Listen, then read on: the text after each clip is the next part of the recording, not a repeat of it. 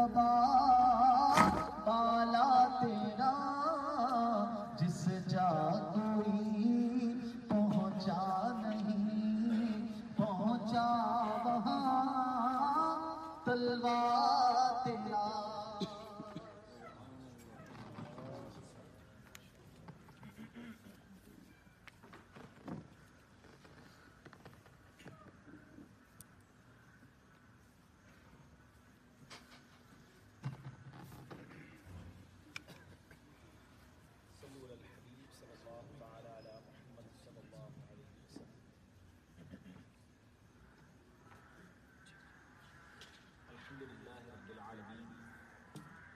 والصلاة والسلام على سيد المرسلين أما بعد فأعوذ بالله من الشيطان الرجيم بسم الله الرحمن الرحيم۔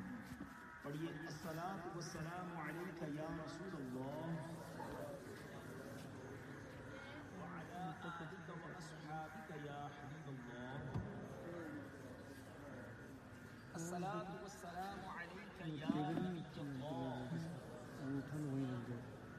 اس طرف سے کرنا تو پھول وغیرہ اچھا سینٹر میں ہے نا چماڑ لگا دیں۔ اور مدنی چینل پہ سوشل میڈیا پہ بھی جو لائیو اس وقت پروگرام ہو رہا ہے، ان تمام اسلامی بھائیوں سے گزارش ہے کہ الحمدللہ اس وقت ہم افریقہ کے ملک یوگینڈا اور یوگینڈا کے شہر کمپالا میں موجود ہیں۔ ہمارے ایک اسلامی بھائی عاشق رسول کے گھر پر ایک خوبصورت سا سنت و بھرا اجتماع تاجران بزنس کمیونٹی کے لوگوں کے درمیان ہے۔ اللہ کریم سے دعا ہے رب کریم ہم سب کا جمع ہونا اپنی بارگاہ میں قبول فرمائے۔ ماہ رجب جاری ہے، رب کریم اس مبارک مہینے کی برکتیں ہم سب کو نصیب فرمائے۔ درود پاک پڑھنے کے بے شمار فضائل و برکات ہیں، بہت خوبصورت احادیث فضائل درود ملتی ہیں، لیکن یاد رہے کہ درود پاک اگر نہ پڑھا جائے، درود پاک کو چھوڑ دیا جائے تو یہ دنیا اور آخرت کی محرومی کا بھی سبب بن جاتا ہے۔ ایک واقعہ جو بزرگوں نے اپنی کتابوں میں لکھا، مکاشفۃ القلوب، یہ امام محمد غزالی علیہ رحمۃ اللہ والی کی تصنیف ہے۔ آپ نے اپنی کتاب میں یہ واقعہ لکھا کہ ایک آدمی نبی پاک صلی اللہ تعالی علیہ وسلم پر درود شریف نہیں پڑھتا تھا، تو ایک رات خواب میں پیارے آقا علیہ السلام کی اسے زیارت نصیب ہوئی اور آپ علیہ السلام نے اس کی طرف توجہ نہ فرمائی۔ اس نے عرض کی یا رسول اللہ صلی اللہ تعالی علیہ وسلم، کیا آپ مجھ سے ناراض ہیں؟ فرمایا نہیں۔ تو عرض کی حضور پھر آپ میری طرف توجہ کیوں نہیں فرماتے؟ نبی پاک علیہ السلام نے فرمایا میں تجھے نہیں پہچانتا۔ یا رسول اللہ صلی اللہ تعالی علیہ وسلم، آپ مجھے کیسے نہیں پہچانتے؟ میں آپ کی امت کا ایک فرد ہوں، اور میں نے تو علماء سے سنا ہے کہ آپ اپنے امتیوں کو اس سے بھی زیادہ پہچانتے ہیں جیسے کوئی باپ اپنے بیٹے کو پہچانتا ہے۔ آپ علیہ السلام نے فرمایا علماء نے سچ کہا ہے، مگر تم مجھے درود پاک کے ذریعے یاد نہیں کرتا، اور میں اپنی امت کے لوگوں کو درود پاک پڑھنے کی وجہ سے پہچانتا ہوں۔ آقا نے فرمایا جتنا وہ مجھ پر درود پڑھتے ہیں میں اس قدر ہی انہیں پہچانتا ہوں۔ جب وہ شخص بیدار ہوا تو اب اس نے اپنے اوپر لازم کثرت سے درود پاک پڑھنا شروع کر دیے۔ کچھ مدت کے بعد نبی پاک علیہ السلام کا پھر دیدار نصیب ہوا اور آقا دو جہاں صلی اللہ علیہ وسلم نے فرمایا اب میں تجھے پہچانتا ہوں اور میں تیری شفاعت بھی کروں گا۔ درود پاک جو ہے یہ کنیکٹیویٹی کا ذریعہ ہے۔ پیارے آقا علیہ السلام سے ان کے دربار میں گویا حاضری کا نسخہ، کوئی مدینے جانا چاہتا ہے، کوئی دیدار مصطفیٰ کرنا چاہتا ہے، کوئی قرب مصطفیٰ صلی اللہ تعالی علیہ وسلم چاہتا ہے تو اسے چاہیے کہ سرور کائنات صلی اللہ تعالی علیہ وسلم پر کثرت سے درود پاک پڑھے۔ اور سبحان اللہ ایک وظیفہ بھی آج آپ کو بتاتا ہوں کہ جو خود نبی پاک علیہ السلام نے اپنے صحابہ کو گویا سکھایا، ہمارے لیے بھی زبردست وظیفہ ہے۔ کون امتی ہے جو نبی پاک کا دیدار نہیں چاہتا؟ پیارے آقا علیہ السلام فرماتے ہیں جو مومن جمعہ کی رات 2 رکعت اس طرح پڑھے کہ ہر رکعت میں سورہ فاتحہ کے بعد 25 بار قل هو اللہ شریف یعنی سورہ اخلاص پڑھے، 2 رکعتیں پڑھے، سورہ فاتحہ کے بعد 25 بار سورہ اخلاص پڑھے، پھر یہ درود پاک صلی اللہ علی النبی الامی، صلی اللہ علی محمد النبی الامی، دوبارہ پڑھ لیتا ہوں، صلی اللہ علی محمد النبی الامی، یہ 1000 مرتبہ پڑھے تو آقا فرماتے آنے والے جمعہ سے پہلے خواب میں میری زیارت کرے گا، اور جس نے میری زیارت کی اللہ عز و جل اس کے گناہ معاف فرما دے گا۔ کہ میرے میٹھے اسلامی بھائیوں، درود پاک کی کمال کا وظیفہ ہے۔ آپ روزی میں برکت چاہتے ہیں، آپ بیماری سے چھٹکارا چاہتے ہیں، آپ پریشانیوں کا مداوع چاہتے ہیں، آپ دیدار رسول چاہتے ہیں، آپ روضہ رسول پر حاضری چاہتے ہیں، قیامت کے دن کی آسانی چاہتے ہیں، تو درود پاک اپنا ورد بنائیے۔ شاعر لکھتے ہیں نا، دکھوں نے تم کو جو گھیرا ہو تو درود، دکھوں نے تم کو جو گھیرا ہو تو درود پڑھو، جو حاضری کی تمنا ہو تو درود پڑھو۔ آئیے محبت کے ساتھ بآواز بلند درود پاک پڑھ لیں، صلو علی النبی صلی اللہ تعالی علی محمد صلی اللہ علیہ وسلم۔ ویسے پنجاب کے کثیر اسلامی بھائی ہیں، یوگینڈا میں مجھے بتایا گیا کہ آج پنجاب سے تعلق رکھنے والے اسلامی بھائیوں کا اجتماع ہوگا، تاجران ہیں اور جمع ہیں، تو میں ایک حیران ہوا کہ آپ ٹھیک ہے افریقہ آ گئے ہیں مگر پنجاب کے لوگ تو نعت شریف بڑا شوق سے پڑھتے ہیں، درود بڑے شوق سے پڑھتے ہیں۔ ہم جب پنجاب میں جاتے ہیں تو پورا مجمع ہی ساتھ پڑھ رہا ہوتا ہے، تو ایسا لگا اب افریقہ آ کر افریقہ والے ہو گئے ہیں، وہ تراوٹ جو ہے وہ نہیں رہی ہے، ورنہ اتنا اچھی نعت چل رہی تھی اور میں اس کا سب مل کے پڑھیں گے۔ تو بہرحال درود پاک پڑھنے میں، نعت پڑھنے میں شرمانا نہیں چاہیے۔ یہ جتنی فضا ہے نا، در و دیوار ہے، یہ سب ہمارے ذکر و درود پڑھنے کی گواہی دیں گے۔ لوگ بری باتیں کرتے ہوئے نہیں شرماتے، ہم اللہ رسول کا ذکر کرتے ہوئے شرماتے۔ محبت کے ساتھ درود پاک کریں، صلو علی الحبیب صلی اللہ تعالی علی محمد صلی اللہ علیہ وسلم۔ میٹھے میٹھے اسلامی بھائیوں، بہت ہی خوبصورت، بڑا ہی مبارک مہینہ ہمارے درمیان ہے، اور گویا اب کنٹینیو مبارک مہینے ہیں، رجب، شعبان، رمضان، اسپرچول چین ہے مبارک مہینوں کی، گویا ایک کے بعد ایک موتیوں کی لڑی موجود ہے۔ ان تینوں مہینوں کی اہمیت کا اندازہ اس بات سے لگائیں کہ نبی پاک علیہ الصلوۃ والسلام کی ایک ہی حدیث میں ان تینوں مہینوں کا ذکر کتنا پیارا ہے۔ نبی پاک فرماتے ہیں رجب شہر اللہ، رجب اللہ کا مہینہ ہے، شعبان و شہری، شعبان میرا مہینہ ہے، اور رمضان میری امت کا مہینہ ہے۔ یہ تینوں مہینوں کی خاص بات ہے۔ علامہ صفوری رحمۃ اللہ تعالی علیہ بڑی خوبصورت بات کرتے ہیں، اب فرماتے ہیں کہ رجب بیج بونے کا مہینہ ہے، شعبان پانی ڈالنے کا مہینہ ہے، آبیاری کرنے کا مہینہ ہے، رمضان فصل کاٹنے کا مہینہ ہے۔ جو رجب میں عبادت کا بیج نہیں بوتا، شعبان میں ان بیجوں پر اپنے آنسوؤں سے آبیاری یعنی پانی نہیں ڈالتا، وہ رمضان میں رحمت کی فصل کیسے کاٹے گا؟ ہمارے اسلاف، ہمارے بزرگان دین رجب آتا تو بدل جاتے ہیں، بدلنے سے مراد پنکچوئل ہو جاتے ہیں، ریڈی ہو جاتے ہیں، اب عبادت کا مہینہ آ گیا ہے، روزوں کا مہینہ آ گیا ہے، توبہ کا مہینہ آ گیا ہے، یعنی اپنے آپ کو پریپیئر کر لیتے رمضان تک کے لیے۔ مگر آج آلموسٹ 25 شاید 25ویں رات ہوگی یہاں پر، 26ویں رات ہوگی، کل شاید بڑی رات، آپ کے بھی کل بڑی رات ہے یا پرسوں؟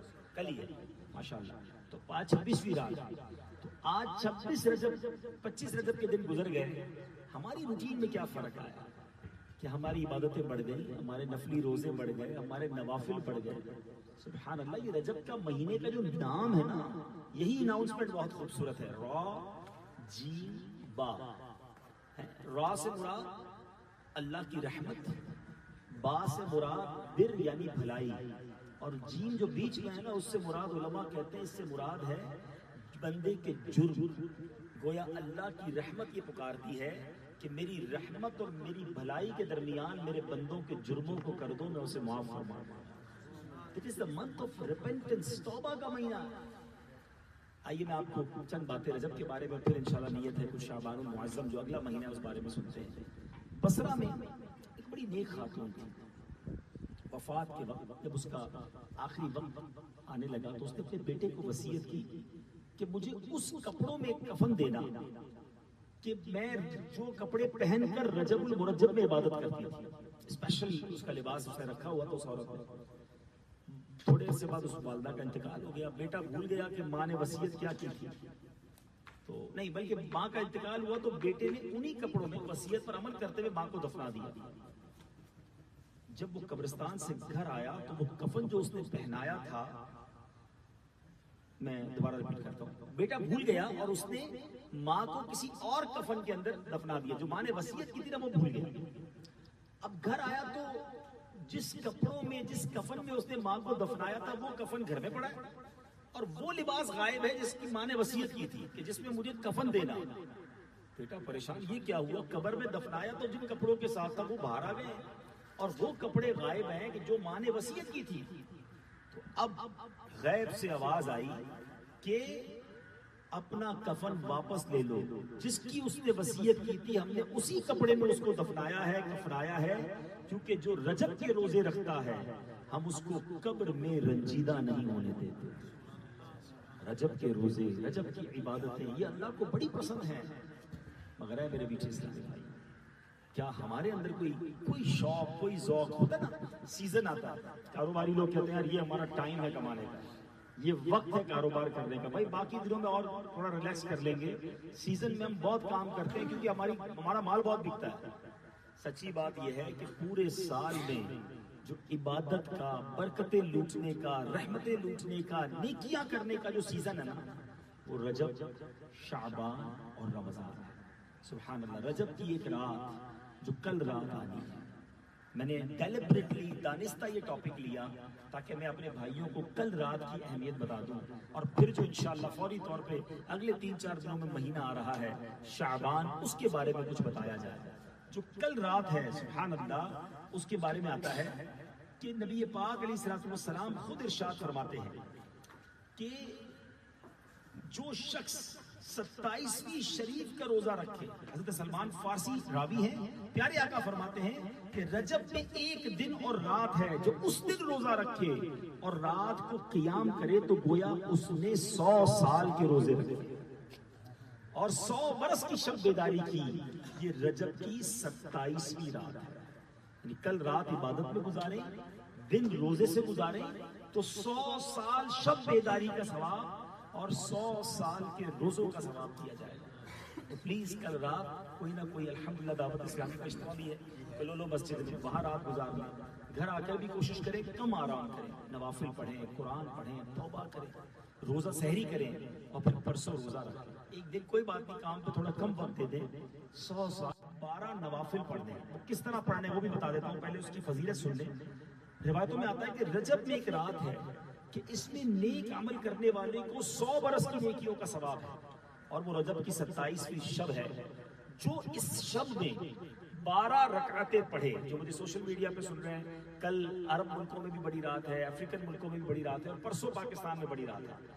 تو جو شب معراج 12 رکعت نفل اس طرح پڑھے کہ ہر رکعت میں سورہ فاتحہ اور کوئی سی بھی سورت اور ہر 2 رکعت پر التحیات پڑھے اور 12 پوری ہونے پر سلام پھیرے. یعنی ایک ہی سلام سے 12 رکعتیں پڑھنی، ہر 2 رکعت پر التحیات پڑھنی ہے اور 12 رکعتوں کے بعد سلام پھیرنا اور اس کے بعد 100 بار یہ پڑھے سبحان اللہ والحمدللہ ولا الہ الا اللہ واللہ اکبر. میرا خیال ہے ہم 3 بار پڑھ لیتے ہیں تاکہ یاد ہو جائے. ٹھیک ہے، آپ چاہیں تو اپنے موبائل میں ریکارڈ کر لیں تاکہ آپ کو پھر کل یہ وظیفہ مل جائے. سبحان اللہ والحمدللہ ولا الہ الا اللہ واللہ اکبر. سبحان اللہ والحمدللہ ولا الہ الا اللہ واللہ اکبر. سبحان اللہ والحمدللہ ولا الہ الا اللہ واللہ اکبر. اس کے بعد 100 مرتبہ استغفار پڑھنا ہے، استغفر اللہ ربی من کل ذنب واتوب الیہ. پھر 100 مرتبہ درود پاک پڑھنا ہے. 3 چیزیں پڑھنی، 12 رکعتیں پڑھنی ہے ایک ہی سلام سے، ہر 2 رکعت کے بعد التحیات پڑھیں گے. 100 بار کیا پڑھیں گے؟ سبحان اللہ والحمدللہ ولا الہ الا اللہ واللہ اکبر. 100 بار استغفار استغفراللہ ربی من کل ذنب واتوب الیہ پڑھ لیں 100 بار درود پاک. اب اس کے بعد دنیا اور آخرت کے بارے میں جس چیز کی دعا مانگے گا اور صبح کو روزہ رکھے اللہ تعالیٰ اس کی ساری دعائیں قبول فرمائے. ہاں وہ دعا قبول نہیں ہوگی جو گناہ کے لیے ہو. معاذ اللہ کو ایسی دعا کرے کہ یا اللہ وہ فلاں برباد ہو جائے, کوئی گناہ کے لیے جوئے میں جیت جاؤں, ظاہر ہے وہ تو کوئی کرتا بھی نہیں مسلمان, لیکن روایتوں کے الفاظ ہیں گناہ کے علاوہ جو دعا کرے گا اللہ کی رحمت سے وہ دعا قبول ہوگی. تو یہ مبارک رات ہے, کل رات عبادت میں گزاریں, نوافل پڑھیں. دعوت اسلامی کے اجتماع کا اعلان ہوا کہ لوگ مسجد چلے جائیں اور اس کے بعد یہ نوافل پڑھ لیں, سحری کریں, روزہ رکھیں اور اس کی برکتیں لوٹیں. رجب میں ایک اور کام کرنے والا ہے اور وہ بڑا مبارک کام, اور وہ کام کیا ہے؟ وہ ہے میرے میٹھے اسلامی بھائیوں کہ بندہ اس مہینے میں کسی کی پریشانی دور کرے. سبحان اللہ سبحان اللہ. ذرا سنیے گا اس کی فضیلت کیا ہے کہ حضرت عبداللہ ابن زبیر رضی اللہ عنہ سے روایت ہے جو ماہ رجب میں کسی مسلمان کی پریشانی دور کرے اللہ عز و جل اس کو جنت میں ایسا محل عطا فرمائے گا جو حد نظر تک وسیع ہوگا. جدھر تک نگاہ جائے گی ادھر تک اس کا محل ہوگا. اور کیا خوبصورت جملہ ہے, تم رجب کا اکرام کرو یعنی احترام کرو, اللہ تمہارا 1000 کرامتوں کے ساتھ اکرام فرمائے. رجب کی عزت کرو, اللہ تمہاری عزت بڑھا دے. تو ابھی 3-4 دن ہیں. اگر میں یہ کہوں کہ جو کسی مسلمان کی پریشانی دور کرے گا اس کو یوگینڈا کے سب سے بڑے علاقے میں ایک بہت خوبصورت بنگلہ ملے گا. آپ کہیں گے آج راتوں رات ہی ڈھونڈتا ہوں کوئی بندہ پریشان کون ہے, اتنا بڑا یوگینڈا میں بنگلہ, 1 ملین ڈالر کا بنگلہ مجھے ویسے ہی مل جائے گا. آپ کو یوگینڈا کا بنگلہ اچھا لگتا ہے, جنت میں گھر ملنے کی نوید ہے. تا حد نظر نگاہ جہاں تک جائے اتنا بڑا محل ملے گا. تو تلاش کیجیے نا, آپ کے رشتہ داروں میں, آپ کے دوستوں میں, آپ کے ملازمین میں کوئی نہ کوئی ہوگا جو پریشان ہوگا, کوئی نہ کوئی اس کی ڈیفیکلٹی ہوگی. دور کر دیں اس کی پریشانی, حل کر دیں اس کی مشکل, کریں فون اسے. اچھا ہر پریشانی پیسوں سے دور نہیں ہوتی. بعض اوقات کوئی ہو سکتا ہے میرا بھائی ایسا بھی بیٹھا ہو جو کہ یار بات تو ٹھیک کر رہے ہیں مگر میرے پاس تو اتنے پیسے نہیں ہیں, میں کیسے کسی کی پریشانی دور کروں. ہر پریشانی پیسے سے دور ہوتی نا, تو پھر کوئی امیر پریشانی نہ ہوتا, پریشان ہوتا تو پیسے خرچ کر لیتا. پریشانی کا, ساری پریشانیوں کا تعلق مال سے نہیں ہوتا. کچھ مورلی ڈاؤن ہو گئے ہوتے ہیں, کچھ بیمار ہوتے ہیں, کچھ گھر میں پرابلمز ہوتی ہیں. انسان اچھی بات کر لے, حوصلہ دے دے, ہمت بڑھا دے, مورلی سپورٹ کر دے, اگلا کھڑا ہو جاتا ہے. کہیں سفارش کرنا پڑتا ہے کہ یار فلاں کا ساتھ دے دو, چند جملے کہہ کر آپ کسی کی پریشانی دور کر سکتے ہیں. تو بہرحال میں نے آپ کو فارمولا بتا دیا ہے, بشارت بتا دی ہے کہ رجب میں کسی کی پریشانی دور کرو, اللہ جنت میں محل عطا فرمائے. تو یہ رجب میں کرنے والا کام ہے. اب میں آپ کو وہ حدیث سنانے جا رہا ہوں جس میں نبی پاک علیہ الصلوۃ والسلام نے یہ بتایا کہ کچھ راتیں ایسی ہیں جو بڑی اسپیشل ہیں. سال میں 5 بابرکت راتیں کون سی؟ حضرت سیدنا خالد بن معدان رحمت اللہ تعالی فرماتے ہیں سال میں 5 راتیں ایسی ہیں جو ان کی تصدیق کرتے ہوئے بنیت ثواب ان کو عبادت میں گزارے تو اللہ تعالیٰ انہیں داخل جنت فرماتا ہے. یعنی خاص 5 راتیں عبادت والی ہیں. شب بیداری کرے, عبادت کرے. نمبر 1 رجب کی پہلی رات کہ جو اس میں عبادت کرے اور دن میں روزہ رکھے, وہ تو چلی گئی. دوسری فرمایا شعبان کی 15ویں رات, شب برات آنے والی ہے نا, 15 شعبان, یہ خاص رات ہے. اس رات میں عبادت کرے اور دن میں روزہ رکھے. تیسری اور چوتھی رات کون سی ہے؟ وہ عیدین کی رات ہے, یعنی عید الفطر سے پہلے والی رات اور عید الاضحیٰ سے پہلے والی رات. یہ دونوں راتیں عبادت میں گزارنی ہیں, دن میں روزہ نہیں رکھنا ہے, پھر عید کے دن روزہ منع ہوتا ہے, لیکن یہ رات عبادت. 4 ہو گئی. اور 5ویں فرمایا شب عاشورہ, 10 محرم سے پہلے کی جو رات ہے, اس رات میں عبادت کرے اور دن میں روزہ رکھے. اللہ تعالیٰ مجھے اور آپ کو ان راتوں کی, ان دنوں کی برکتیں نصیب فرمائے. میرے بیٹے اسلامی بھائیو, اب بات کرتے ہیں شعبان المعظم. ویری نیکسٹ منتھ از شعبان, اور کتنا امپورٹنٹ منتھ ہے ذرا سمجھیے. حضرت سیدنا اسامہ بن زید رضی اللہ عنہ فرماتے ہیں کہ میں نے نبی پاک علیہ السلام سے عرض کی کہ یا رسول اللہ صلی اللہ تعالی علیہ وسلم, میں دیکھتا ہوں کہ جس طرح آپ شعبان میں روزے رکھتے ہیں اس طرح کسی اور مہینے میں نہیں رکھتے. تو نبی پاک نے فرمایا رجب اور رمضان کے درمیان یہ مہینہ ہے, لوگ اس میں غافل ہیں. اس مہینے میں لوگوں کے اعمال اللہ رب العالمین کی طرف اٹھائے جائیں گے. حدیث کا مضمون پیش کر رہا ہوں, ہماری رپورٹ اللہ کی بارگاہ میں جانی ہے. آقا فرماتے ہیں مجھے یہ محبوب ہے کہ میرا عمل اس حال میں اٹھایا جائے کہ میں روزہ دار. اللہ کی بارگاہ میں جب نامہ اعمال جائے تو میں روزے سے ہوں، یہ مجھے محبوب ہے۔ بی بی عائشہ صدیقہ رضی اللہ تعالیٰ عنہا فرماتی ہے کہ نبی پاک کا پسندیدہ مہینہ شعبان، رمضان کے بعد سب سے زیادہ روزے میرے آقا شعبان میں رکھتے ہیں۔ اب ذرا غور کیجئے، نبی پاک جن کے صدقے ہم بخشے جائیں گے، اب جن کے امتی ہیں، جو رب کے حبیب ہیں، ان کا یہ عالم ہے، وہ کہتے ہیں کہ لوگ غافل ہیں، حالانکہ یہ مہینہ بڑا سینسٹیو ہے، اعمال رب کی بارگاہ میں پیش ہوں گے۔ آقا فرماتے ہیں مجھے یہ پسند ہے کہ میرے اعمال جب اللہ کی بارگاہ میں پیش ہوں، میں روزے سے ہوں۔ ہم گناہگاروں کو کتنی فکر ہونی چاہیے تھی۔ آپ کی ٹیکس رپورٹ جمع ہونی ہو، آڈٹ رپورٹ جمع ہونی ہو، اسٹاک رپورٹ آپ نے دینی ہو، تو اس رپورٹ سے پہلے کتنی ٹینشن ہوتی ہے کہ یار کریکٹ رپورٹ ہو جائے، حساب پورا مل جائے۔ کوئی نوکری کرتا ہے تو اس کو باس کو رپورٹ دینی ہوتی ہے، کچھ لوگوں کو گورنمنٹ کو کوئی رپورٹ دینی ہوتی ہے، اسٹوڈنٹ کو اپنا کوئی امتحان دینا ہو تو کتنی تیاری کرتے ہیں۔ آپ کو معلوم ہے کہ اگلے 20-25 دن کے بعد، بلکہ 20 دن رہ گئے، ہماری اللہ کی بارگاہ میں رپورٹ جانی ہے، پچھلا سال کیسا گزرا، عبادت میں گزرا یا غفلت میں گزرا۔ سوچیے، کوئی ٹینشن، کوئی توبہ کی طرف ذہن، کوئی تیاری۔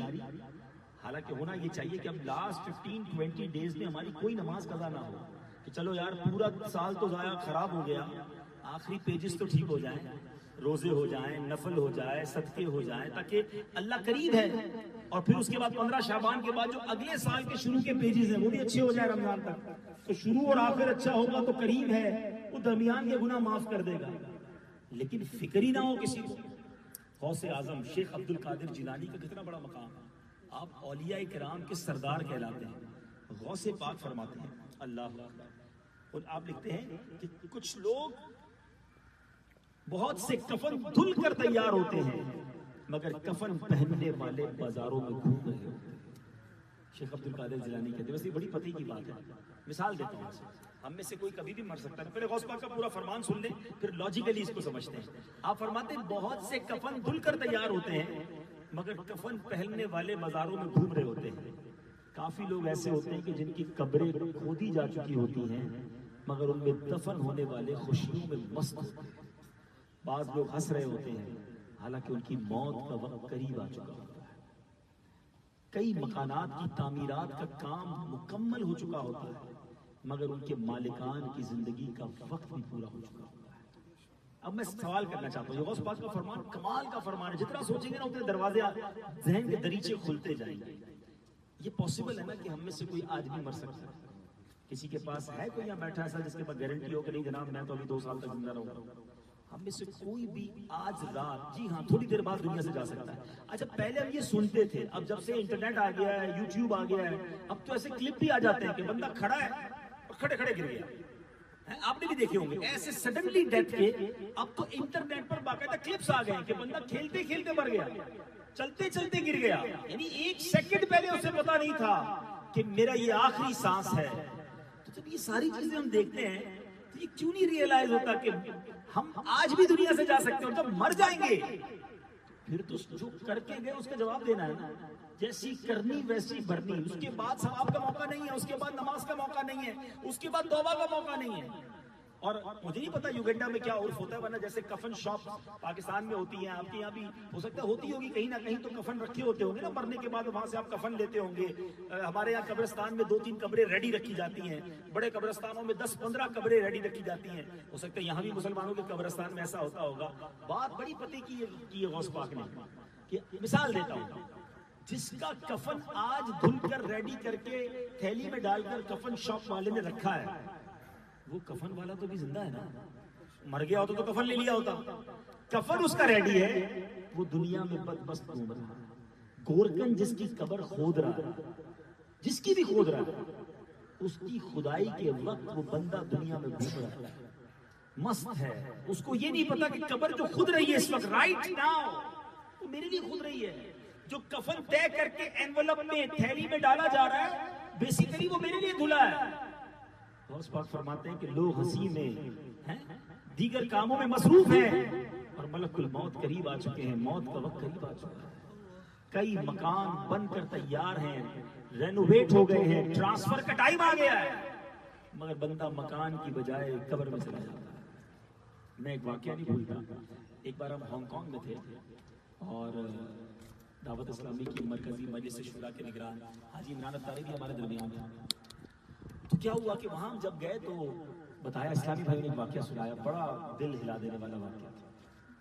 وہ کہتے ہیں بندہ 35 سال تک ہانگ کانگ میں کام کرتا ہے, 35 ایئرس, اور 35 سالوں میں بیچارہ بڑی اس نے محنت کی, پیسے پاکستان بیچتا رہا. پاکستان پنجاب میں گھر والوں نے کہا کہ ہم مکان بناتے ہیں, کوٹھی بنائی, بڑی شاندار کوٹھی بنائی.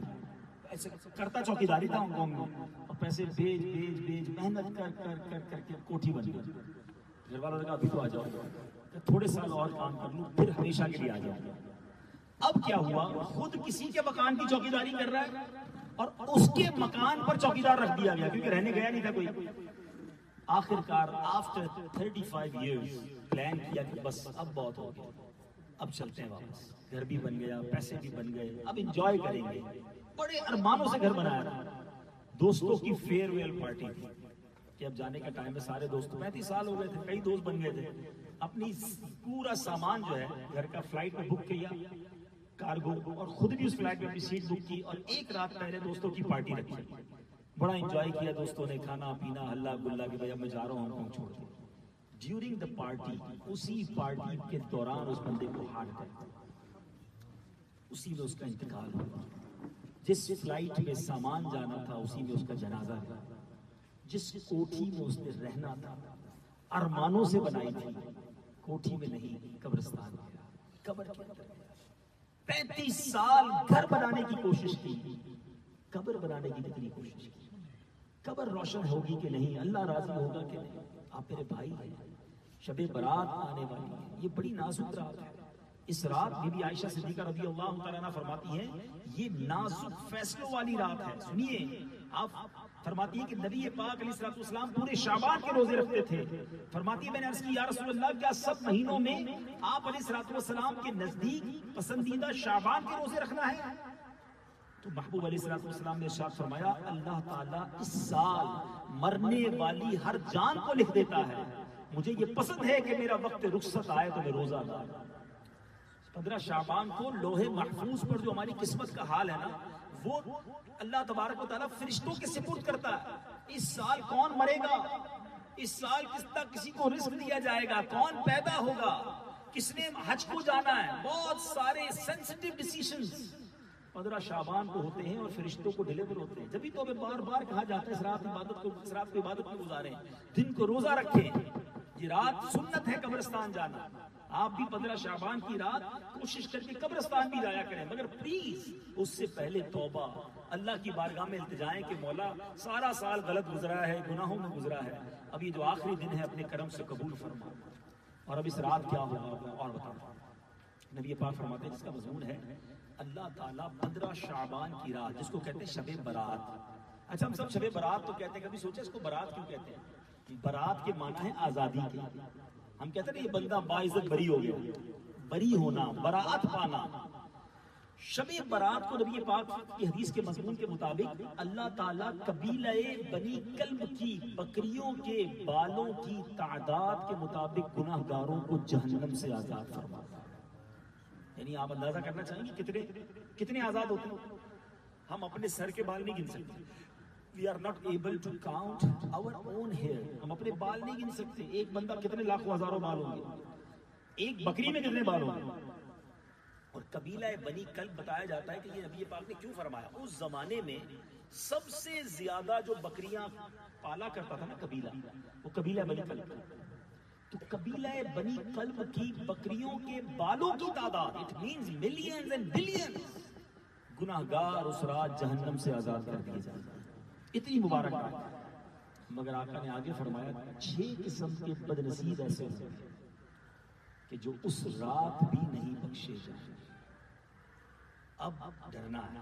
مثال کے طور پہ گورنمنٹ یہ اعلان کر دے کہ 90% جتنے بھی پاکستانی ہیں یا جتنے بھی باہر سے آئے ہیں ان سب کو پاسپورٹ مل جائے گا, 10% کو نہیں ملے گا. بولے گا سب کو ملے گا, ہم کیوں رہ جائیں.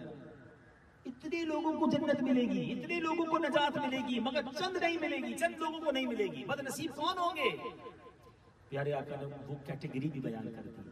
نمبر 1 فرمایا شرابی.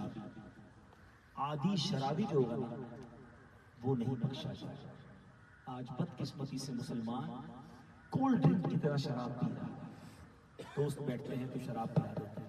میں تو کبھی کبھی جہاز میں دیکھتا ہوں ہمارے برابر میں بیٹھے ہوتے ہیں بھائی مسلمان ہی ہوتے ہیں, اور کئی تو ہمارے پاکستانی بھائی ہوتے ہیں, شرم سے سر جھک جاتا ہے کہ بس موقع مل گیا فری میں ہے, جتنی پینی ہے پی لو, مرنا نہیں. یعنی جہاز میں تو مجھے یہ سمجھ نہیں آتی کہ انسان اس کیفیت میں ہوتا ہے کہ زندہ پہنچ جائے تو بڑی بات ہے, ایکسیڈنٹ جہاز کا ہوا تو سروائیول کا تو چانس ہی نہیں ہے.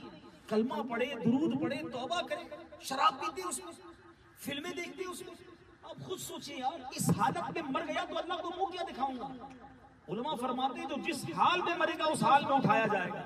جو شراب کے نشے میں مرا وہ شراب کے نشے میں قیامت کے دن اٹھے گا, کدھر جائے گا. اور شراب پینے والے پلانے والے 10 قسم کے لوگوں پر نبی پاک نے لعنت ارشاد فرمائی کہ اللہ کی لعنت ہوتی ہے ان لوگوں پر. اچھا پھر لوگ کہتے ہیں کہ یار ہم پیتے نہیں ہیں, بس وہ دوست پیتے ہیں ان کے ساتھ بیٹھتے ہیں, ہم کمپنی دیتے ہیں. میرے پیچھے اسلامی بھائیوں یہ بہت بڑی بے وقوفی ہے. آپ جتنے شراب پینے والے ہیں, جتنے نشہ کرنے والے, کبھی ان سے پوچھ لیجیے یار یہ عادت پڑی کیسے ہے. پہلے یہی کہیں گے بھائی دوستوں کے ساتھ بیٹھا تھا, تھوڑا سا پلا دیا کسی نے, کہا یہ ایک سگریٹ پی لو, یہ تھوڑا سا ایک آدھا گلاس, ایک گھونٹ تو پی لو. وہ ایک گھونٹ سے ہی شروع ہوا تھا, اور آج جناب شراب کا عادی ہو گیا, آج میں نشے کا عادی ہو گیا. یہ دوست ہمیں کیوں چاہیے جو ہمیں ہماری آخرت برباد کر دے. آپ ذرا گناہ کی سنگینی کا اندازہ لگائیں کہ شب برات کروڑوں اربوں بخشے جانے والوں میں جو گناہگار نہیں بخشے جائیں گے, پہلے نمبر پر جس کا نام لیا گیا وہ شرابی کا نام لیا گیا. اس کا مطلب یہ کتنا بڑا جرم ہوگا. مگر آج بہت افسوس کے ساتھ بھائی ہوں میں آپ کا, آپ کے آگے ہاتھ جوڑتا ہوں, نہ بیٹھے ایسی کمپنی میں, نہ جائیں ایسی پارٹی میں, بلکہ ہم ان کے ساتھ بھی نہ بیٹھے جو شراب پیتے ہیں. یعنی میرے رب کی جس پر لعنت پڑ رہی ہے میں اس کے برابر میں بیٹھا ہوں. آپ کے برابر میں آگ لگی ہوئی ہو تو آپ آگ کے برابر میں جا کے بیٹھیں گے کہ دور چلے جائیں گے, یار کہیں مجھ پہ بھی نہ لگ جائے, لعنت برس رہی ہے تو ادھر بیٹھے. جوا کھیل رہے ہوتے دوست, بندہ کہتا ہے میں تو بس ایسے ہی بیٹھا ہوں. تو اللہ کے بندوں, ایسی جگہوں پر بیٹھنے سے ہی بندہ برباد ہوتا ہے. جواری کے ساتھ رہ کر بندہ نمازی نہیں بن سکتا. شرابی کے ساتھ بیٹھ کر اللہ کا نیک بندہ کیسے بنے گا. ہمیں اپنی صحبتوں کے بارے میں غور کرنا ہوگا. آپ تو پنجاب کے لوگ ہیں, اور بڑا کمال کا شعر پنجابی شاعر نے لکھا, بہت خوبصورت ڈفرینشیٹ کر کے سمجھا دیا. لکھتے ہیں بھلے بندے دی صحبت یارو جویں دکان اتارا. اچھے آدمی کی صحبت ایسی ہے جیسے خوشبو والے کی دکان, پرفیوم شاپ. ہم جاتے ہیں نا عطر کی دکان پر, پرفیوم کی دکان پر, تھوڑا بہت سیمپل تو فری میں نظر لگا دیتے ہیں, گھر آ کے بھی سن رہا ہوتا ہے کیا خوشبو تھی, کیا ہوا, مفت میں خوشبو ملی, گیا کچھ نہیں.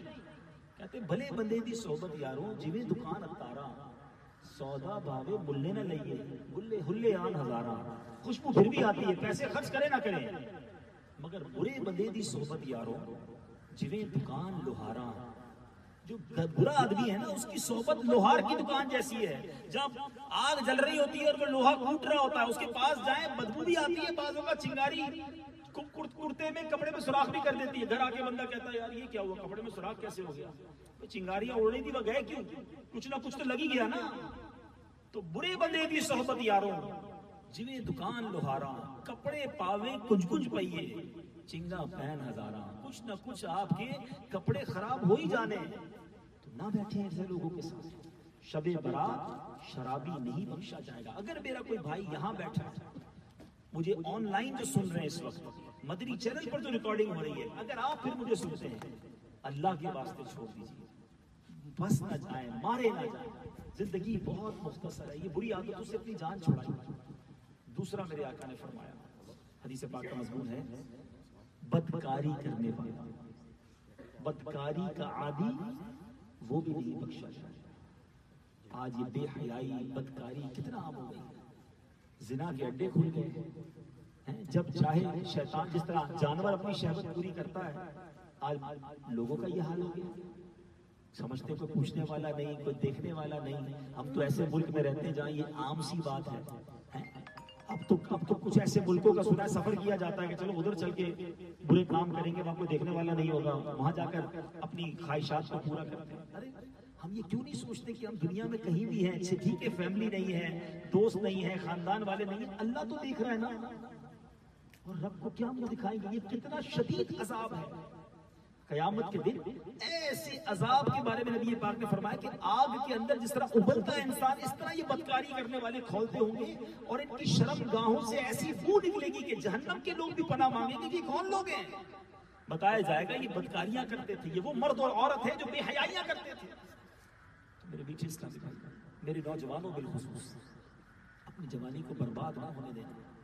یاد رکھیے، ایک طرف عذاب بتایا گیا اور دوسری طرف انعام. پتہ ہے کیا بتایا؟ ایک بڑی خوبصورت حدیث ہے، اللہ کے حبیب علیہ الصلوۃ والسلام فرماتے ہیں کہ اللہ کے عرش کا سایہ جن خوش نصیبوں کو قیامت کے دن دیا جائے گا، ان میں جو چند خوش نصیب ہیں ان میں ایک اس نوجوان کا بھی ذکر ہے کہ جس کی جوانی اللہ کی عبادت میں گزری ہے. جو جوانی گناہوں سے بچا کر گزار گیا، قیامت کے دن اللہ کے عرش کا سایہ ملے گا. اور ایک اور جگہ فرمایا کہ وہ نوجوان جس کو کوئی عورت گناہ کے لیے بلائے اور وہ کہے میں اللہ سے ڈرتا ہوں، وہ چھوڑ دے گا، اللہ اسے قیامت کے دن اپنے عرش کا سایہ نصیب کرے گا. اس میں بھی بندہ ڈائریکٹ اس گناہ میں نہیں جاتا.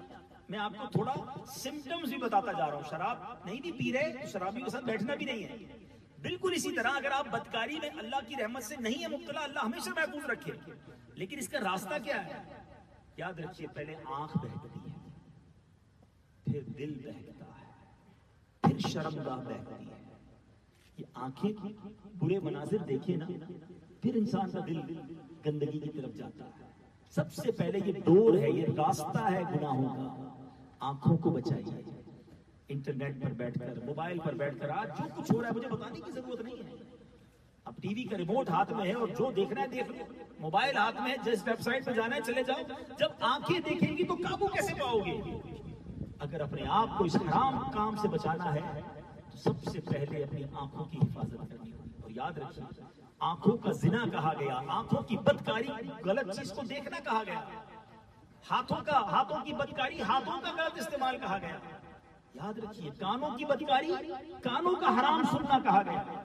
تو آج ہیڈ فون لگا کر، موبائل لے کر ساری رات تک بیٹھے کیا دیکھ رہے ہیں؟ خود سوچئے. یہ میری آنکھیں کتنی نازک ہے. کبھی ہم سرما لگاتے ہیں، آپ نے دیکھا ہوگا، کان اور آنکھیں ہماری most we can say the sensitive part of our body. آنکھوں میں جب سرما لگاتے ہیں نا تو بڑا ڈر لگتا ہے. کئی لوگ کبھی بھی سرما نہیں لگا سکتے، نہیں یار وہ ہمارے سے لگتا نہیں ہے، ڈر لگتا ہے. ہاتھ کانپ رہا ہوتا ہے کہ یار آنکھ نازک ہے، تیلی زور سے نہ لگ جائے، سلائی جو ہے وہ آنکھ میں زیادہ زور سے نہ لگے. اتنی نازک ہے میری اور آپ کی آنکھ. اچھا، اسی طرح ہم کان صاف کرتے ہیں ایئر بڈ سے، تو کبھی کبھی ایئر بڈ زور سے اندر چلا جاتا ہے، درد شروع ہو جاتا ہے، چکر آنے لگ جاتے ہیں. اتنے نازک ہیں میرے اور آپ کے کان. مگر یاد رکھیے، احادیث کا مضمون ہے جو آنکھوں کو حرام سے بھرتا ہے اس کی آنکھوں میں جہنم کی آگ ڈال دی جائے.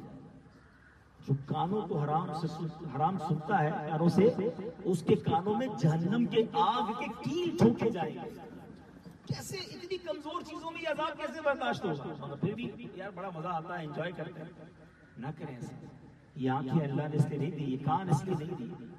بہرحال دوسرے نمبر پر جو نہیں بخشا جائے گا وہ ہے زنا کرنا. زنا کا اگر عادت ہے، اگر اللہ نہ کرے اس گناہ میں مبتلا ہے، میرا رب بہت کریم ہے. سچی توبہ اللہ کی بارگاہ میں کر لے انسان کے مالک گناہگار تھا، اب نہیں کروں گا، کی مکہ وعدہ معاف کر، آنسو بہائے اللہ کی بارگاہ میں، تو انشاءاللہ وہ کریم معاف کرنے والا ہے. لیکن یہ توبہ نہیں ہے کہ بندہ پلاننگ بھی کر کے رکھے اور توبہ بھی کرتا رہے، تو پھر توبہ نہیں ہے، پھر یہ مذاق ہے توبہ کے ساتھ. تیسرے نمبر پر جو نہیں بخشا جائے گا اس رات، احادیث میں فرمایا ماں باپ کا نافرمان. جو ماں باپ کا نافرمان ہے شب برات وہ بھی نہیں بخشا جائے. جن کے ماں باپ حیات ہیں ان کی قدر کیجیے، ان کی فرما برداری کیجیے، ان کی دعائیں لیجیے. جس کے ماں باپ راضی اس سے اس کا رب راضی، اور جس کے ماں باپ اس سے ناراض اس کا رب اس سے ناراض. یاد رکھیے، آج لوگ ماں باپ سے اونچی آواز میں بات کرتے ہیں، ماں باپ کو ڈانٹتے ہیں، ماں باپ کو جھڑکتے ہیں، نوکر کی طرح ماں باپ کو بنایا ہوا ہے، غلام کی طرح رکھا ہوا ہے. بوڑھے ماں باپ کو سائڈ پہ ڈال دیا، بس ٹھیک ہے نا، آپ کو نوکر تو دے دیا، پیسے تو دیتے تھے، اور کیا چاہیے. تو یہی کیا تھا انہوں نے ہمارے ساتھ بچپن میں، کسی نوکر کے حوالے کیا تھا، یا ہماری گندگیاں خود صاف کی ہماری ماں نے. ہمارے والد نے انگلی پکڑ کے چلنا سکھایا، اور آج ان کی طبیعت خراب، وہ بوڑھے ہو گئے، ان کو سمجھ نہیں آتا، تو اب ان سے اپنے آپ کو دور کریں گے. اپنی شادی ہو گئی تو ماں باپ کو کھٹے لائن لگا دیں گے؟ نہیں میرے میٹھے اسلامی بھائی، اسلام اس بات کا درس دیتا ہے کہ ماں باپ اگر بستر پر ہیں تو بچہ ان کے بولو براز کو صاف کرے اور اپنے لیے سعادت سمجھے. آداب میں لکھا، ماں باپ کے آداب میں لکھا کہ بیٹا اپنے والد کے سامنے ایسے رہے جیسے غلام آقا کے سامنے رہتا ہے. غلام ریڈی ہوتا ہے نا کہ آقا جب حکم دے کام کروں. بیٹے پر والد کا حق ہے کہ بیٹا آلویز ریڈی ٹو سرو رہے. مگر حال کیا ہے کہ آج بیٹے نے باپ کو غلام بنایا. باپ کہہ رہا ہوتا ہے بیٹا تھوڑا سا کام کر دو، بیٹا مجھے تھوڑے پیسے دے دو، بیٹا میرا یہ کام کر دو. بیٹا کہتا ہے ٹائم نہیں میرے پاس، بہت بیزی ہوں. کیا کرو گے؟ رب کی بارگاہ میں کیا جواب دو گے؟ گناہ ہے، کبیرہ ہے، یاد رکھنا. اچھا یہ تو وہ گناہ ہے کہ اور گناہوں کی سزا مرنے کے بعد ہوگی، قیامت کے دن پتا چلے گا، قبر میں پتا چلے گا. مگر یہ گناہ ایسا ہے کہ جو دنیا میں اس کی سزا دکھائی جاتی ہے. جو اپنے ماں باپ کا ادب نہیں کرتا نا، اس کی اولاد بھی اس کا ادب نہیں کرتی. جو اپنے ماں باپ کو ستاتا ہے، اپنی اولاد میں وہ سارا کچھ دیکھ لے. اگر آپ چاہتے ہیں کہ آپ کی اولاد آپ کی خدمت کرے، آپ اپنے ماں باپ کی خدمت کریں، ماں باپ کا ادب کریں.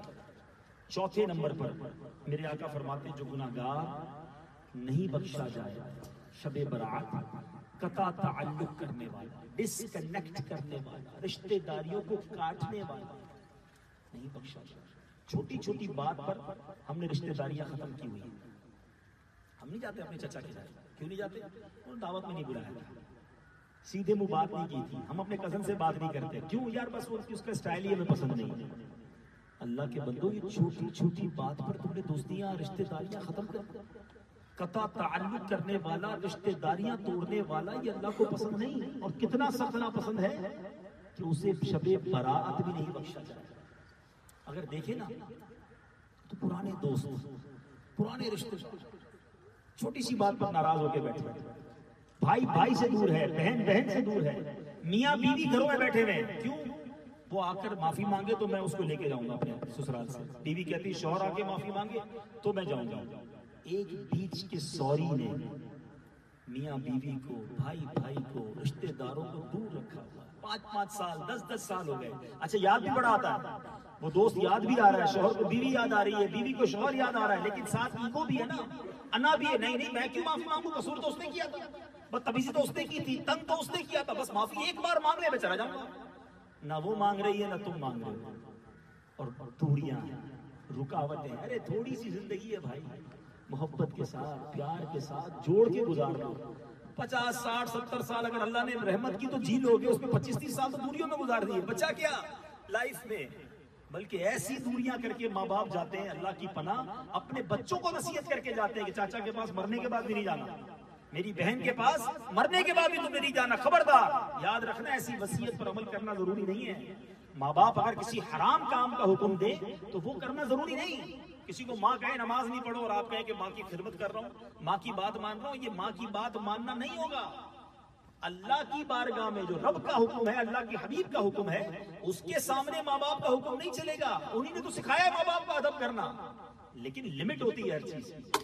تو اے میرے پیچھے اسلامی بھائی، مجھے مدنی چینل کے ناظرین سن رہے ہیں، اگر آپ غور کیجئے، کسی وجہ سے آپ نے کسی رشتہ دار سے کنیکٹیویٹی ختم کی ہوئی ہے، رشتہ داری توڑی ہوئی ہے، دوریاں ہیں، بیفور شب برات، بلکہ بیفور شب برات کیوں، آج ہی کل ہی فون کیجئے، معافی مانگ لیجئے.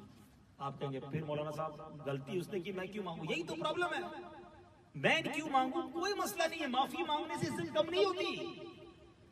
ہماری میمنی زبان کا ایک بڑا پیارا جملہ ہے، جو نمیوں وہ اللہ کے گمیوں، جو جھک جاتا ہے وہ اللہ کو پسند آ جاتا ہے.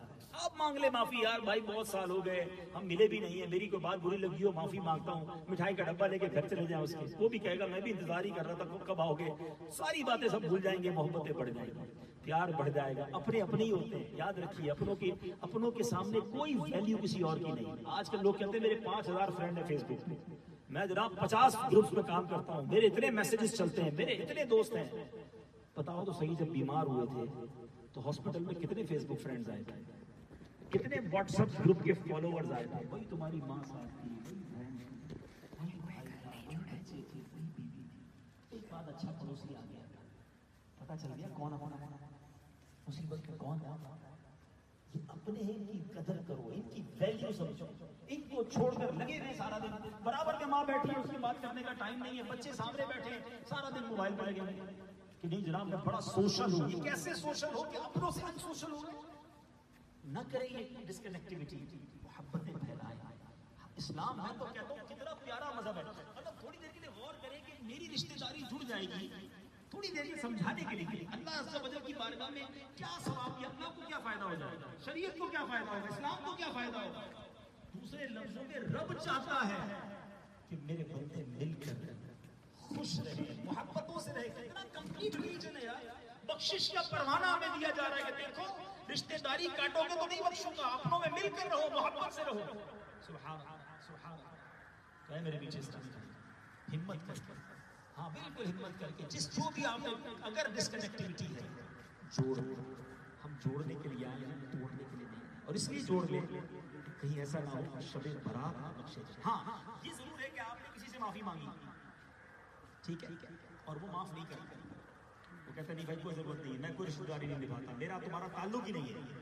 آپ نے لجاجت کے ساتھ محبت کے ساتھ معافی مانگ لی، اب آپ پر سے گناہ چلا جائے، آپ نے کوشش کر لی نا. اب اگر وہ نہیں ملنا چاہتا تو آپ گناہگار نہیں ہیں. لیکن ہوتا کیا ہے اس میں، شیطان ہے. پہلے تو فون کریں گے، بھائی وہ میں آپ سے معافی مانگنا چاہتا ہوں، غلطی ہو گئی، رشتہ داری ناراضگی ختم کرو، مل لیتے ہیں. وہ سامنے سے کہنے بھائی کوئی ضرورت نہیں معافی مانگنے کی، تم نے مجھے اتنا تنگ کیا ہے، خبردار کوئی ضرورت نہیں مجھ سے بات کرنے کی. او بھائی میں بھی نہیں چاہتا تھا تم سے معافی مانگنا، وہ تو بس مولانا صاحب کا بیان سن لیا تھا، اب میں بتاتا ہوں میں کون ہوں. الٹا اور گالیاں دینا شروع. یہ کون سی معافی تھی بھائی؟ آپ نے تو بس ایک فارمیلٹی پوری کی. میں تو پہلے ہی کہتا تھا تیرے سے دوستی ہونی نہیں چاہیے تھی، اب تو زندگی بھر کیا بچوں کو بھی وصیت کر کے جاؤں گا تیرا منہ نہ دیکھے. تو یہ کنیکٹیوٹی نہیں ہوئی. ٹٹ فور ٹیٹ نہیں ہوتا، جیسے کو تیسا نہیں ہوتا، اینٹ کا جواب پتھر سے نہیں ہوتا. تم اچھا کرو، کوئی ظلم کرے تم معاف کرو، کوئی تعلق توڑے تم چھوڑو. یہ حدیث کے الفاظ ہیں. اللہ کے حبیب نے بھی یہ سکھایا. آپ معافی مانگ کے بھلے وہ برا بھلا کہے، آپ ختم، آپ فارغ ہو گئے، لیکن اب آپ ریٹیلیشن نہ کریں. کیونکہ بعض وقت ہوتا کیا ہے، انسان تو وہ بھی ہے نا، آپ نے معافی مانگا، ہو سکتا ہے وہ غصے میں نہیں مانگا، آپ نے فون رکھ دیا، تھوڑے دنوں بعد ریئلائز ہوتا ہے اس نے معافی مانگی، میں نے کیسا برا کیا اس کے ساتھ یار. وہ آیا چل کر اور میں نے اس کو ذلیل کر دیا، لیکن آپ نے اینٹ کا جواب پہلے ہی پتھر سے دے دیا تھا. تو ایک گالی دے گا میں 7 گالیاں دوں گا، تو پھر تو راستہ پھر بند ہو گیا. راستہ چھوڑ کر آئے، ایک ایک کہتے ہیں پھول پہنچا کر آئے، خوشبو اس کو یاد دلائی گی. ہم کہتے ہیں مارتے ہیں، مارا بھی جاتا بھائی پیش کیا جاتا ہے. تو پیش کرنا سیکھیں، اچھے طریقے سے بات کریں. اللہ کریم ہے، اللہ دلوں میں نرمی ڈالے. تو 4 شرابی، بدکاری کرنے والا، ماں باپ کو ستانے والا، رشتے داری توڑنے والا. اگر کوئی ایسا ہے تو آج توبہ، آج اس معاملے سے نکالنا ہے. بخشش ہمیں چاہیے، ہمیں اللہ سے رحمت چاہیے. نمبر 5 میرے آقا فرماتے ہیں چغل. یہ بھی بڑا پرابلم ہے، خاص طور پہ ہماری اسلامی بہنوں تربیت کریں ان کے گھر والوں کو. چغل خوری کیا ہے، اس کی بات اس کو پہنچاؤ، اس کی بات اس کو پہنچاؤ. اب کسی کے بعد بیٹھے ہیں، وہ غصے میں اپنے بھائی اپنے دوست کی کوئی برائی بیان کر رہا ہے، اب وہ تو برائی سننی نہیں چاہیے تھی. اچھا اس کے بارے میں سمجھ جا کر اس کو فون کریں گے، اب پتا چلا تیرا بھائی تو تیرے بارے میں یہ بول رہا ہے. کیا فرض تھا آپ پر، واجب تھا کہ وہ ساری بات نہ پہنچائیں؟ بلکہ آپ کو پتہ ہے اسلام میں جھوٹ بولنا بڑا برا عمل ہے، جھوٹے پر خدا کی لعنت سنتے ہیں. لیکن چند مخصوص مواقع جہاں پر جھوٹ بولنے کی شرعی طور پہ اجازت دی گئی ہے، ان میں سے ایک موقع 2 مسلمانوں میں دوستی کروانا بھی ہے. مثال کے طور پہ میاں بیوی کی لڑائی ہو گئی، یا 2 دوستوں میں 2 بھائیوں میں لڑائی ہو گئی، اور آپ ایک کے پاس گئے اور جا کر کہتے ہیں یار وہ تمہارا دوست جو تمہاری بڑی تعریف کرتا ہے، بڑے اچھے الفاظ میں تمہیں یاد کرتا ہے، حالانکہ وہ نہ کرتا ہو، لیکن آپ نے جھوٹ بولا، اس لیے بولا کہ اس کے دل میں نرمی پیدا ہو. دوسرے کو جا کر کہا یار میں اس کے پاس سے آ رہا ہوں، وہ تو تمہارے بڑے گن گاتا ہے، بڑی تعریف کرتا ہے. دونوں کے دل ملائے، نرمی ڈالی، میٹنگ کروائی اور دوستی کروائی. اللہ کو یہ پسند ہے. مگر آج جھوٹ بولتے ہیں ملانے کے لیے نہیں، توڑنے کے لیے.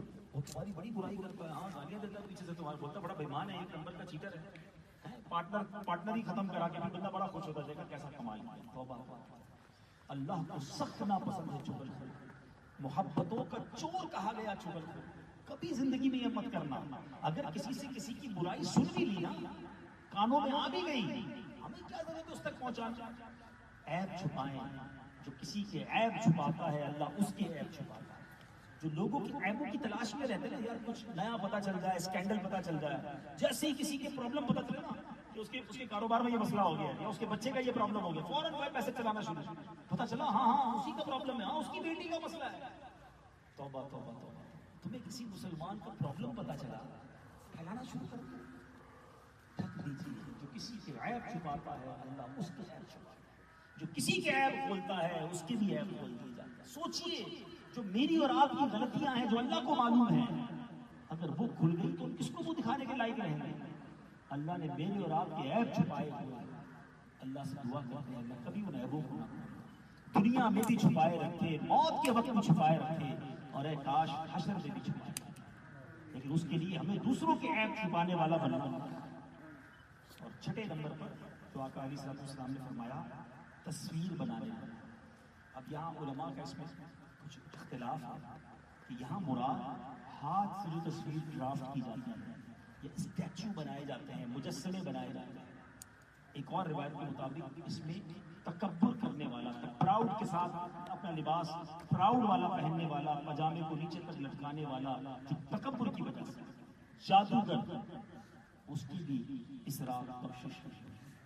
تو میرے بیچ اسلامی بھائیوں, باتیں تو بہت ساری ہیں کرنے والی, مگر میں نے آج کے اس مختصر سے بیان میں آپ کو دو بڑی راتوں جو بڑی اپ کمنگ ہے, بالکل قریب ہے, شب معراج, شب نماز, ان راتوں میں کرنا کیا ہے, پڑھنا کیا ہے وہ بھی بتایا, ان راتوں میں برکتیں کیسے لینی ہیں وہ بھی بتایا, اور خاص طور پر شب برات سے پہلے کن گناہوں سے سچی توبہ کرنی ہے وہ بھی بتایا. کہیں ایسا نہ ہو کروڑ بخشے جائیں اور میں رہ جاؤں. اسی سال کیا پتہ لکھ دیا جائے کہ میری کب موت ہونی ہے اور میں اس سے پہلے توبہ کرنے سے ہی محروم رہ جاؤں. خدا را میٹھے اسلامی بھائی, جتنی کوشش آپ نے وطن چھوڑ کر دنیا کو بہتر بنانے کی ہے, تھوڑا سا ٹائم نکالیے, روزانہ نماز پڑھیے, تلاوت قرآن کیجیے, عبادت کیجیے, اور اپنی قبر بھی بہتر بنائیے. بڑے بڑے گھر ہیں جن کے, انہیں تو زیادہ فکر ہونی چاہیے کہ میرا اتنا لگژری بیڈ روم ہے, اتنا شاندار باتھ روم ہے, اتنا زبردست میرا گھر ہے, اور جس قبر میں جانا ہے اگر وہ کیڑے مکوڑوں والی ہو گئی تو بنے گا کیا کرے. اس کو تو زیادہ فکر ہو کہ یا اللہ دنیا میں اتنا آرام کا تجھے عادی بنا دیا ہے, مالک قبر بھی آرام میں ہونی چاہیے, میں اس کی فکر کرتا ہوں. نمازیں پڑھے, روزے رکھے, نفل صدقات دے, خیرات دے, گناہوں سے بچے, کیونکہ قبر بھی آرام دے چاہیے. مال اس لیے تھوڑی کہ اللہ نے دیا ہے کہ آپ اللہ کی نافرمانی میں اس کو لگ جائیں. تو بہرحال اللہ کے دل پہ اتر جائے میری بات. یہی دعوت اسلامی کا طریقہ ہے, دعوت اسلامی کا پیغام ہے.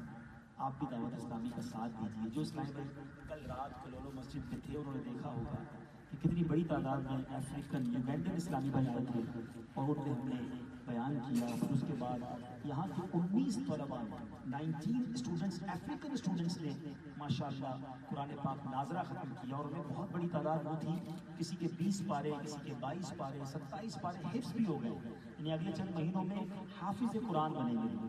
اور یہ تو ایک جو سمجھے ٹریلر ہے, پکچر ہے. دعوت اسلامی پوری دنیا میں جو قرآن کی خدمت کر رہی ہے, ہمارے 2800 سے زیادہ مدرسے ہیں, 600 سے زیادہ دارالعلوم ہیں, دنیا کے کونے کونے میں علم دین سکھایا جا رہا ہے, اور ماشاءاللہ 2 لاکھ, پونے 2 لاکھ کے قریب اسٹوڈنٹ بغیر کسی فیس کے قرآن پاک اور درس نظامی کر رہے ہیں. اور انہی کی ایک برانچ یوگینڈا میں ہے. پچھلے دنوں ہم ممباسا میں تھے, وہاں علماء بنے, افریقن حافظ قرآن بنے, ان کے سرٹیفکیٹس ہم نے تقسیم کیے. مجھے آج دوسرا دن ہے یوگینڈا میں. ہمارا یہ سفر آلموسٹ 10 دن پہلے شروع ہوا. ہم پہلے زمبابوے گئے, پھر اس کے بعد ہم تنزانیہ گئے, پھر کینیا گئے, اور اس کے بعد آج یوگینڈا پہنچے ہیں کل, اور اب کل میری واپسی ہے. یہ ہمارا پورا 4 کنٹریز کا جو ٹرپ تھا وہ آج لاسٹ نائٹ ہے. میں آپ سے گزارش کروں گا اپنی دعوت اسلامی کا ساتھ دیں. میں کوشچن تقریباً ہر بیان میں افریقہ میں کاروبار کرنے والوں سے پوچھتا ہوں, آپ کو افریقہ میں آگے کتنا ٹائم ہوا؟ کوئی کہے گا 10 سال, کوئی کہے گا 20 سال. کچھ ایسے بھی ہیں جن کے والدین آئے تھے, کسی کے دادا آئے تھے. آپ کے یہاں آئے ہوئے 25, 30, 40 سال ہو گئے. آپ کو کیا فائدہ ہوا؟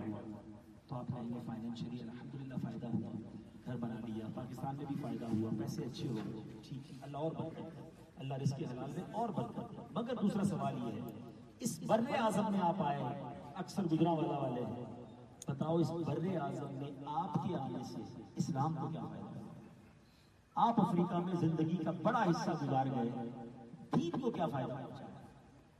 دعوت اسلامی آپ کو موقع دیتی ہے کہ آپ اس بر اعظم میں آ کر اسی بر اعظم میں رہنے والوں میں دین پھیلا سکتے. ان کے بچوں کو علماء بنائیں, اپنے بچوں کو بھی بنائیں, ان کے بچوں کو بھی بنائیں. غیر مسلم مسلمان کر رہی ہے دعوت اسلامی. اپنا ساتھ دیجیے، اپنی زکوٰۃ کا بڑا حصہ اپنی دعوت سے، میں پورے اس لیے نہیں مانگ رہا کہ پہلے حق آپ کے رشتہ داروں کا، شریعت کہتی ہے سب سے پہلے اپنے غریب رشتہ داروں کو بندہ اپنی زکوٰۃ دے، صدقات دے، اس کے بعد دعوت اسلامی کو دیجیے تاکہ یہ دین کا کام اور آگے بڑھے۔ ہم چاہتے ہیں ہمارا مرکز یہاں بنائیں، ہمارا دارالعلوم بنائیں، ہمارے مدرسے بنائیں۔ تو میں امید کرتا ہوں کہ آج ہماری جو ملاقات ہوئی ہے اور شب برات سے پہلے یہ اچھی نیتیں آپ کے نامہ اعمال میں بڑی اچھی انٹری ڈالتی ہیں۔ یا اللہ، اس بندے نے اعمال نامے پیش ہونے سے پہلے مسجد بنانے کی نیت کر لی، مدرسہ بنانے کی نیت کر لی، دین کا کام کرنے والوں کی ہیلپ کرنے کی نیت کر لی۔ زکوٰۃ تو سبھی کو دینی ہے نا، تو کیوں نہ ایسی جگہ اپنی زکوٰۃ دیں کہ جس کا کام اتنا بڑا ہو۔ اللہ تعالیٰ ہم سب کو عمل کرنے کی توفیق عطا فرمائے۔ آخر میں جناب جو صاحب خانہ ہے شاہد علوی صاحب کا بہت شکریہ ادا کروں گا کہ جنہوں نے اتنی خوبصورت محفل سجائی، آپ سب کو بلایا۔ آپ کا بھی شکریہ ادا کروں گا کہ آپ نے وقت دیا اور ہماری باتیں غور سے سنی۔ اب آخر میں عرض یہی کروں گا کہ جو عرض کیا ہے اس پر غور ضرور کیجیے گا، اس پر عمل ضرور کیجیے گا۔ نمازوں کی پابندی کرنی ہے اور اپنی آخرت کو بہتر کرنا ہے۔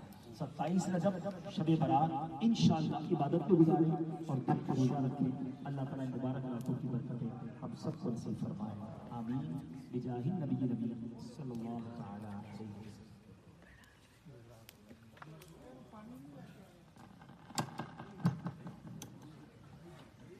صلو علی الحبیب صلی اللہ تعالی علی محمد۔ الحمدللہ عز و جل، اللہ کی رحمت سے، اس کی کروڑہ کرم سے ہم ایک عظیم الشان محفل میں یہاں جمع ہیں۔ اللہ رسول کا ذکر ہم نے سنا، اللہ تعالیٰ ہمیں زندگی بھر اسی ذکر کے ساتھ وابستہ رکھے۔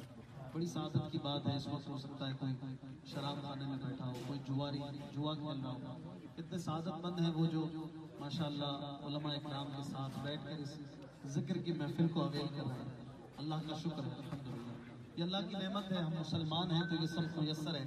ایک بڑی تعداد ہے غیر مسلموں بھی ہمارے سامنے ہے جنہیں ان نعمتوں کا پتہ ہی نہیں ہے۔ بعضوں کا دل بھی جلتا ہے کہ کاش یہ مسلمان ہو جائے، اس کی آخرت بھی سنور جائے۔ دنیا سنوارنے کے لیے تو یہ اتنے گھنٹے لگاتا ہے، آخرت بھی اس کی سنور جائے، مسلمان ہو جائے۔ الحمدللہ ہم بھی مسلمان ہیں، اور ہم جس طرح مسلمان ہیں ہمارے پاس کوئی گارنٹی نہیں ہے کہ ہم مسلمان مریں گے۔ ہم سب کو اپنے ایمان کی بھی فکر کرنی چاہیے اور اپنے ایمان کے ضائع ہونے سے بچنے والے کام بھی کرنے چاہیے۔ جن کاموں سے ایمان ضائع ہوتا ہے، عام طور پر مسلمان یہ جانتے ہیں کہ کچھ بول دینے سے، کچھ ایسے کام کرنے سے ایمان ضائع ہو جاتا ہے۔ اسی طرح شیطان ہمارے ایمان کے پیچھے لگا رہتا ہے، وہ ضائع ہو جائے۔ اور علماء اکرام فرماتے ہیں کہ ایمان کو بچانے کا ایک بہترین ذریعہ یہ بھی ہے کہ ہم کسی اللہ کے نیک بندے سے اپنی نسبت کو وابستہ کر لیں اور اس کے ہاتھ پر بیعت کر لیں۔ ہم نے آج تک جتنے بھی ولیوں کا نام سنا ہے وہ کسی نہ کسی کے مرید تھے، وہ کسی نہ کسی سے، کسی شیخ سے وابستہ تھے۔ ہم بھی کیا کسی سے وابستہ ہیں، یہ کوسچن ہے۔ اور اگر اب تک آپ کسی سے وابستہ نہیں ہوئے، آپ کی زندگی کا ایک بڑا عرصہ ہو سکتا ہے گزر گیا ہو، تو اب ہم جلدی سے اللہ کے کسی نیک بندے سے وابستہ ہونے کی فکر کریں۔ الحمدللہ اس صدی میں ہمارے درمیان ایک ایسی ہستی ہے کہ جس کا چرچا دنیا کے ہر بر اعظم میں ہے اور جس کی دینی خدمات سے آج کروڑوں لوگ مستفید ہو رہے ہیں۔ الحمدللہ شیخ طریقت مولانا محمد الیاس عطار قادری دامت برکاتہ العالیہ نے جو چراغ آج سے کم و بیش 38 ایئرز بیفور جلایا، آج اس کی روشنی دنیا کے چپے چپے میں ہمیں نظر آ رہا ہے۔ تو ہمیں بھی ان سے وابستہ ہو جانا چاہیے۔ اور یہ مولانا الیاس قادری صاحب الحمدللہ غوث اعظم شیخ عبد القادر جیلانی رضی اللہ عنہ کے سلسلے میں بیعت کرواتے ہیں، اور حضور غوث اعظم رضی اللہ عنہ کا فرمان ہے کہ میں نے داروغہ جہنم سے پوچھا کہ کیا میرا کوئی مرید بھی دوزخ میں ہے، تو انہوں نے فرمایا کہ نہیں۔ بڑی سعادت کی بات ہے غوث پاک کی نسبت سے وابستہ ہو جانا۔ تو آئیے میں آپ کو دعوت دیتا ہوں، اس وقت ہماری خوش قسمتی ہے ہمارے درمیان حضرت مولانا عبد الحبیب اتاری دامت برکاتہ العالیہ موجود ہیں۔ آپ مولانا الیاس قادری صاحب کے خلیفہ مجاز ہیں، آپ اجازت یافتہ ہیں کہ آپ بیعت کروا سکتے ہیں۔ تو ہم اس موقع کا فائدہ اٹھاتے ہیں اور ہم توبہ بھی کرتے ہیں۔ بڑی اچھی رات آنے والی ہے، اس سے پہلے اپنے گناہوں سے بھی پاک صاف ہو جائیں، اور اس کے ساتھ ساتھ آئیے غوث پاک رضی اللہ عنہ کے سلسلے سے بھی وابستہ ہو جاتے ہیں۔ اگر آپ کسی پیر صاحب کے پہلے سے مرید ہیں اور چاہتے ہیں کہ مولانا الیاس قادری صاحب کے ذریعے حضور غوث پاک رضی اللہ عنہ کا بھی فیض ملے آپ کو، تو آپ بیعت برکت کر لیجئے، طالب ہو جائیے۔ اس طرح آپ کے پیر صاحب وہی رہیں گے جن سے آپ پہلے سے وابستہ ہیں، اور انشاءاللہ حضور غوث پاک رضی اللہ عنہ کا فیض بھی ملتا رہے گا۔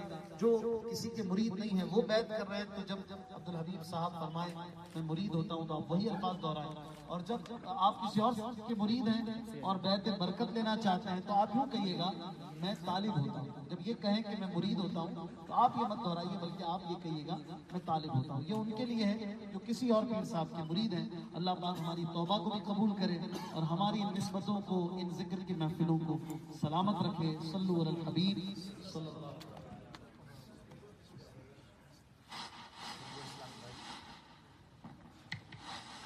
میرے وہ اسلامی بھائی جو توبہ کرنا چاہیں اور مرید ہونا چاہیں، جس طرح میں کہتا جاؤں رپیٹ کرتے جائیں۔ بسم اللہ الرحمن الرحیم، الصلاۃ والسلام علیک یا رسول اللہ وعلی آلک واصحابک یا حبیب اللہ، لا الہ الا اللہ محمد رسول اللہ صلی اللہ تعالی علیہ وسلم۔ توبہ کرتا ہوں میں اپنے تمام پچھلے گناہوں سے، اور وعدہ کرتا ہوں میں کہ آئندہ شریعت پر چلوں گا، بد مذہبوں اور برے لوگوں کی صحبت سے بچتا رہوں گا، نماز روزے کی پابندی کرتا رہوں گا، والدین کی نافرمانی، جھوٹ، غیبت، چغلی، وعدہ خلافی، گالی گلوچ، فلمیں، ڈرامے، گانے باجے، بے پردگی وغیرہ وغیرہ گناہوں سے بچتا رہوں گا۔ اے اللہ میری اس توبہ کو قبول فرما اور مجھے میرے وعدے پر ثابت قدم رکھ۔ مرید ہوتا ہوں میں خاندان عالی شان قادریہ رضویہ عطاریہ میں نے اپنا ہاتھ آپ کے ذریعے سے شیخ طریقت امیر اہل سنت کے ہاتھ دیا، اور ان کے ذریعے سرکار بغداد حضور غوث پاک رضی اللہ تعالی عنہ کے ہاتھ دیا۔ اے اللہ مجھے جناب غوث اعظم کے مریدوں میں قبول فرما، اور کل قیامت پر غوث پاک کے غلاموں میں اٹھا۔ صلاۃ والسلام علیک یا نبی اللہ وعلی آلک واصحابک یا نور اللہ۔ الحمد للہ رب العالمین، والصلاۃ والسلام علی سید المرسلین، یا ارحم الراحمین یا ارحم الراحمین یا ارحم الراحمین، یا ربنا یا ربنا یا ربنا یا ربنا یا ربنا، یا اللہ یا رحمان یا رحیم۔ اللهم ربنا آتنا في الدنيا حسنة وفي الآخرة حسنة وقنا عذاب النار، وقنا عذاب القبر، وقنا عذاب الحشر، وقنا حساب الميزان۔ ربنا تقبل منا إنك أنت السميع العليم، وتب علينا يا مولانا إنك أنت التواب الرحيم۔ رب کریم ہم سب کا جمع ہونا اپنی بارگاہ میں قبول فرما، ہم سب کے تمام صغیرہ کبیرہ گناہوں کو معاف فرما، ہماری ہمارے والدین کی، نبی پاک علیہ الصلوۃ والسلام کی ساری امت کی بخشش فرما۔ اے رب کریم صاحب خانہ نے جس نیک مقصد کے لیے محفل سجائی اس میں انہیں کامیابی عطا فرما، اس گھر پر اپنی رحمتوں برکتوں کا نزول فرما۔ شب معراج اور شب براءت کے بارے میں ہم نے سنا، ان مبارک راتوں کی ہمیں برکتیں عطا فرما، اور بالخصوص جن گناہوں کے بارے میں ہم نے سنا جن بدنصیبوں کی شب برات بھی بخشش نہیں ہوگی، اے اللہ ہمیں ان برائیوں سے ہمیشہ کے لیے محفوظ فرما دے، 5 وقت کا نمازی بنا دے، سچی توبہ نصیب فرما دے، ہماری دنیا بھی اچھی کر دے، ہماری آخرت بھی اچھی کر دے۔ اے اللہ جتنے بیمار ہیں انہیں شفا دے دے، بے روزگاروں کو رزق حلال دے دے، روزگار والوں کے رزق حلال میں برکتیں ڈال دے۔ اے اللہ روحوں کو منا دے، بچھڑوں کو ملا دے، اگر ہماری وجہ سے کسی کا دل دکھا ہے، کوئی رشتہ دار دور ہو گیا ہے، اے اللہ ہمیں معافی مانگ کر اس کا دل راضی کرنے والا بنا دے۔ اے کریم ہمیں حرمین طیبین کی بار بار حاضریاں نصیب فرما، حج کی سعادتیں نصیب فرما۔ اے رب کریم ہمارے حق میں جو بہتر ہے ہمیں عطا کر دے، جو حق میں بہتر نہیں اس کا خیال بھی ہمارے دل سے نکال دے۔ ربنا تقبل منا انك انت السميع العليم وتب علينا يا مولانا انك انت التواب الرحيم بركة ان الله وملائكته يصلون على النبي يا ايها الذين امنوا صلوا عليه وسلموا تسليما صلى الله على النبي الأمي وآله صلى الله عليه وسلم صلاة وسلاما عليك يا سيدي يا رسول الله۔ جب تمہیں واپسی ہو یا اللہ، سامنے ہو روضہ رسول اللہ اور لب پہ ہو لا الہ الا اللہ محمد رسول اللہ۔ ادب و شوق کے ساتھ صلاۃ و سلام۔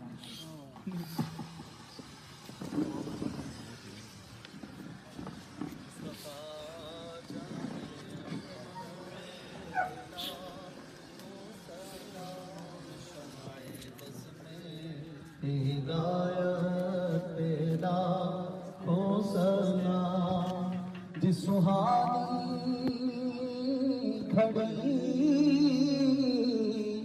چمکا طیبہ کا چاند، اس دل افروز ساعت تیرا ہو سلام، مصطفیٰ جان رحمت لاکھوں سلام۔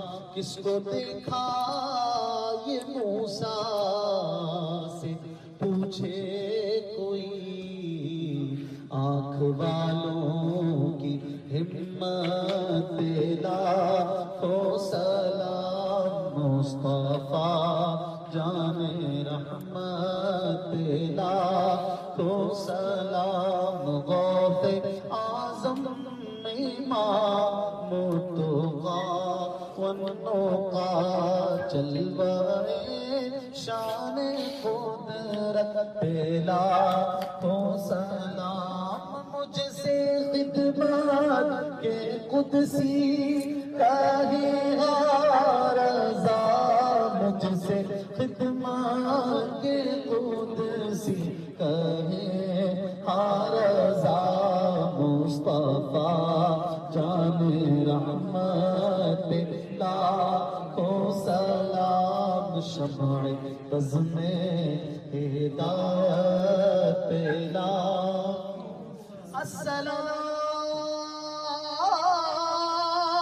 السلام یا رحمت للعالمین، السلام یا راحت للعاشقین، یا الہی واسطہ آل رسول، یہ سلام اور ساری محفل ہو قبول۔ مجلس کے اختتام کی دعا پڑھتے ہیں۔ الصلاۃ والسلام علیک یا رسول اللہ وعلی آلک و اصحابک یا حبیب اللہ، سبحانک اللہم وبحمدک لا الہ الا انت استغفرک واتوب الیک، سبحانک اللہم وبحمدک لا الہ الا انت استغفرک واتوب الیک، سبحانک اللہم وبحمدک لا الہ الا انت استغفرک واتوب الیک۔ وصلی اللہ تعالی علی خیر خلقہ محمد وآلہ وصحبہ اجمعین برحمتک یا ارحم الراحمین۔ عاشقان رسول